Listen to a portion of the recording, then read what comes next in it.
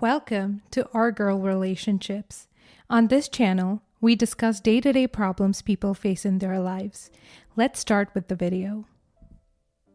My parents and I's financial state has been in the same dilemma for as long as I can remember.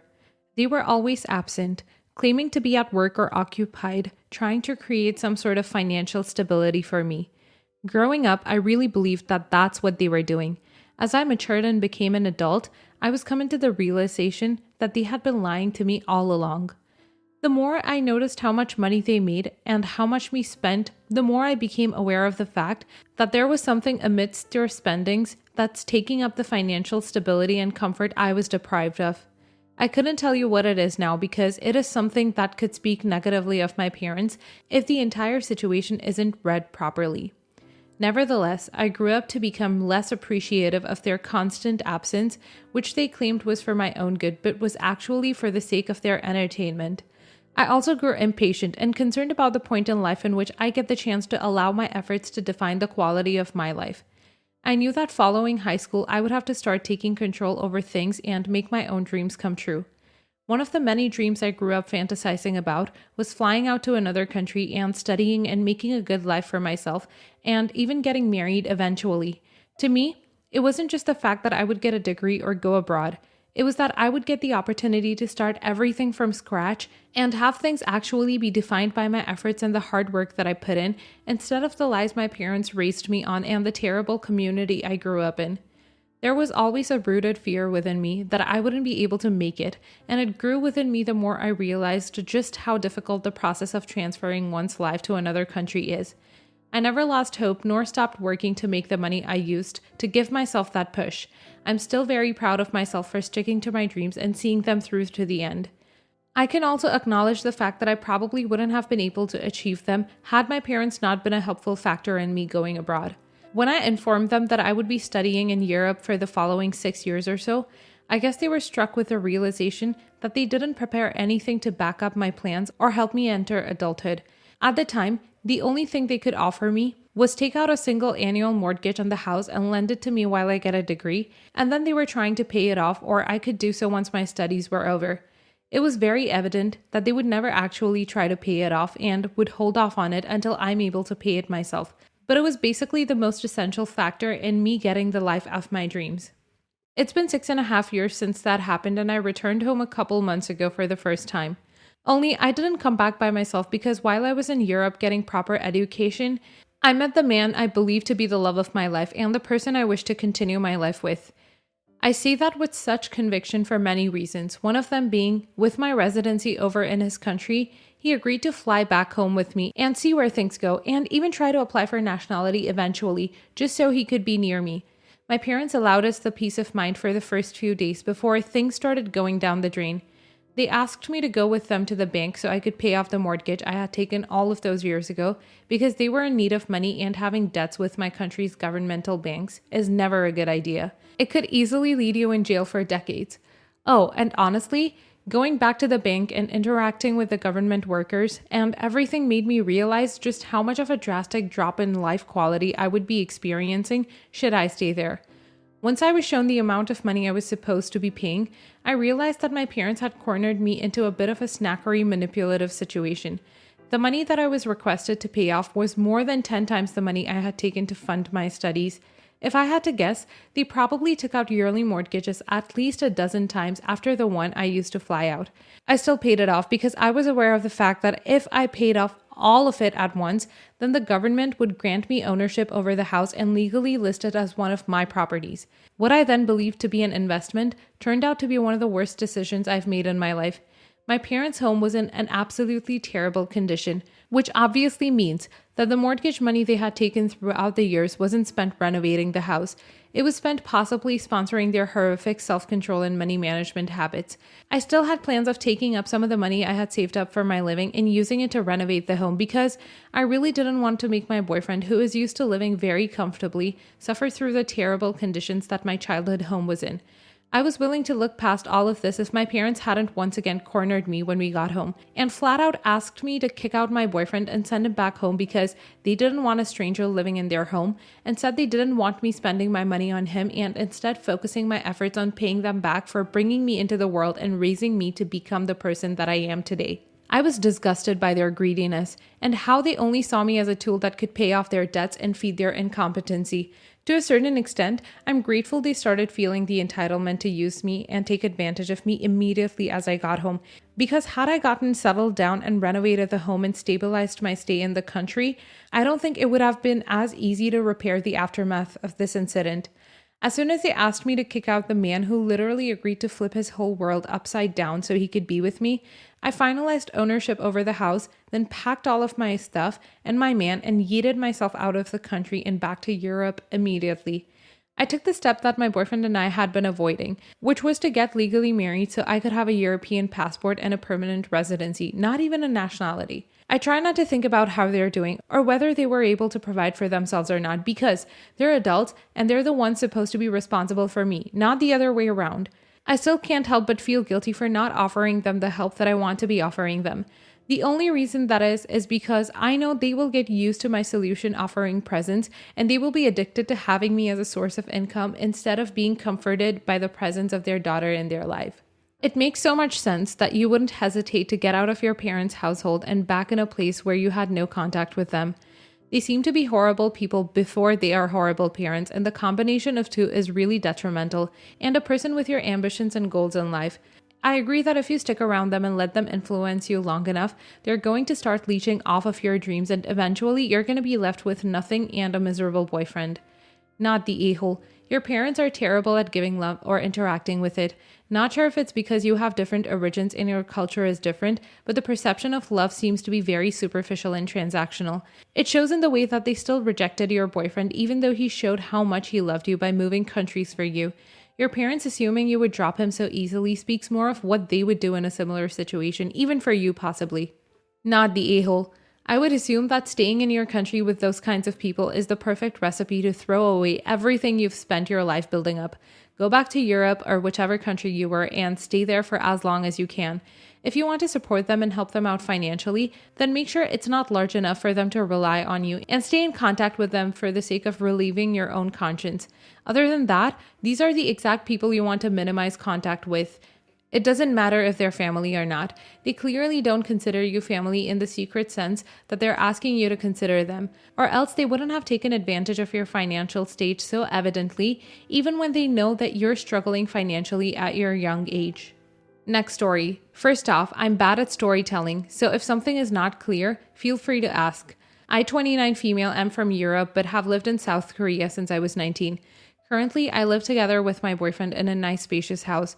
While I was still in college, a close friend of mine, let's call her Rebecca, from my home country visited me in Korea. She stayed at my place for free but paid for everything else: food, airfare, transportation, etc. A few months before the pandemic, I invited another friend of mine, I will call her Irene, from my country, to visit me and stay at my house. My boyfriend was on a month-long business trip overseas. Since I invited her, I offered to pay for her plane ticket. Irene and Rebecca are close friends. When I went to the airport to pick up Irene, I was shocked to see Rebecca and her fiancé, who I have never met before, there as well. Turns out they came along and assumed they would stay at my place during their trip to Korea because they knew I had enough room. I refused to let them stay as they were not invited, and I didn't feel comfortable with having a strange man in my house while my boyfriend was away. We argued, but long story short, they had to book a hotel, and since they were on a budget, they couldn't enjoy their trip fully due to the unexpected expense on accommodation. After that, I went no contact with Rebecca and honestly never considered posting the story here, but recently she got married and Irene was invited to the wedding. A few days ago, I was talking to Irene and she started to tell me about the wedding and that if I had apologized for ruining Rebecca's vacation back then I could have been a part of it too. Apparently, Rebecca was willing to forgive me if I apologized. I don't think I did anything wrong and I don't see why I should apologize, but Reddit, let me know if I'm the a-hole. Not the a-hole.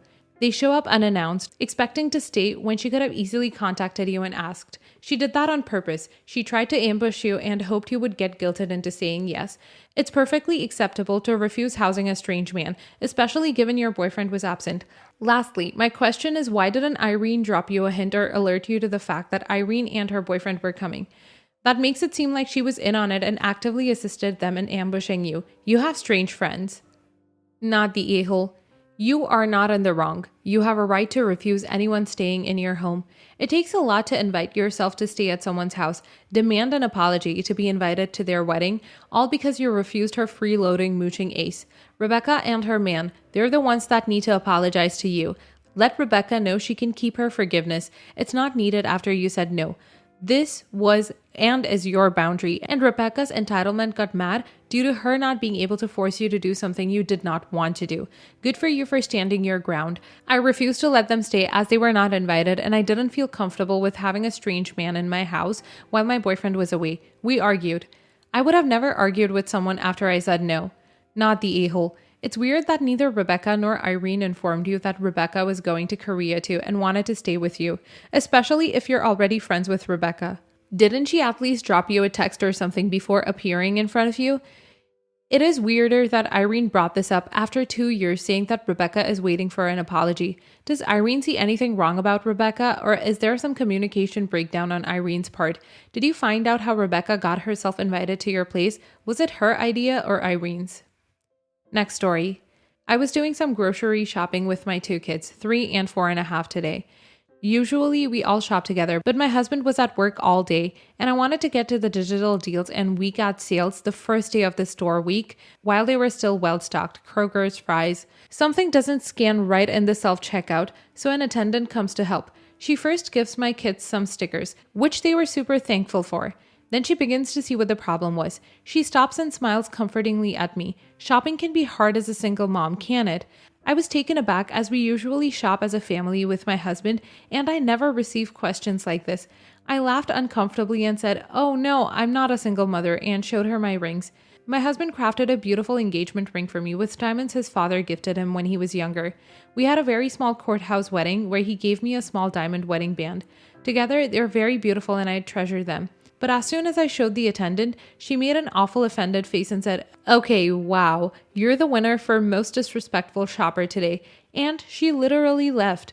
I was like, what? So I pressed request attendant on the checkout touch screen, and a young man came to help me. He asked me why his supervisor left in such a hurry. I told him she asked if I was a single mother, and I said no and showed her my wedding ring. He laughed and said that's ridiculous. I agreed. I saw her talking to other employees as I was walking out of the store and heard one of them say witch while looking my way. I then felt very bad about the whole thing. So am I the a-hole for showing someone my wedding ring when they assumed I was a single mother? Not the a-hole. Wow. You should report her to management. Her behavior is shocking. Firstly, why on earth would she assume you're single? I'm a dad and sometimes we all shop together. Sometimes just my wife and kids. Sometimes just me and the kids. Secondly, her reaction makes no sense. What you did is in no way disrespectful. Not the a-hole. Her assumption was strange to say the least. Since when are single moms the only ones who shop with their kids? You're not rude for simply correcting her, and when there is a misunderstanding, it's normal to use some proper signal to help clarify what you're saying. Example, when a neighbor thought our news was that we were getting a dog, I touched my belly when saying, "No, a baby." I wouldn't have done that if I was just saying I was pregnant. What you did was normal. Her behavior was not, and I can't understand why she would be so offended. Not the a-hole. You did absolutely nothing wrong. She made the inappropriate comment about you being a single mother, and then you showed her your ring. What would she expect? You lean your head to one side with a sad expression. You did what a normal person would do, show her the ring. I would do the same. Maybe she was jealous of the beautiful ring. Who knows? Or maybe she just isn't a nice person at all. Next story. I 17 female, my half-siblings 4 and 5, my older brother 19, my mom and her boyfriend Ted. My mom and Ted started dating around 6 months ago. I normally wake my siblings up to get them ready for school. I drop them off when I go to school. I pick them up and watch them until my mom comes home, and I often watch them at night when my mom and Ted go out. My mom approached me a week ago and told me that Ted was moving in with us.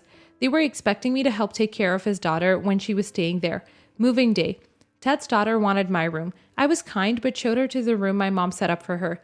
Later on, Ted moved my things, breaking a music box my grandma left me when she died, along with several other things. When I approached my mom about it, her reply was, "We all need to make sacrifices." I was changing my clothes and Ted just barged into my room without knocking. His daughter wanted something else of mine. I told my mom I felt really uncomfortable about it. She just blew it off. Finally, it got to a point I called my dad. He came over and we packed my stuff. My cell phone and Jeep were given to me by my dad. My older brother came and watched my siblings until Ted and my mom came home. My mom was mad. She called me and told me my dad had changed the number. Then she called my dad and asked him when I was coming home. He replied, "She's already home." My grandma called my dad and told him I was an A for not giving my mom more time to work things out and leaving her with no childcare and no way to get the kids back and forth to school. Am I the a-hole here? Should I have given her more time? Not the a-hole. Your mother shouldn't have taken advantage of you. Your room and your stuff should be sacrosanct, not given away to other kids without permission to placate her new boyfriend. A grown man has no business barging in, and if he didn't know it, your mom should have stood up for you. They caused this, not you. Not the a-hole. You're 17. You're a young adult. However, you're not responsible for providing childcare services for your mother. I'm sure you love your half-siblings and didn't mind helping out, but your mother upended your life, moving her boyfriend and his daughter into your home. Your mother's expectations were unreasonable. You are a child and should not be expected to parent your younger siblings, and in your case, her boyfriend's daughter. Your father put your mother and by extension your grandmother in their place. Don't feel guilty or bad and don't second guess yourself.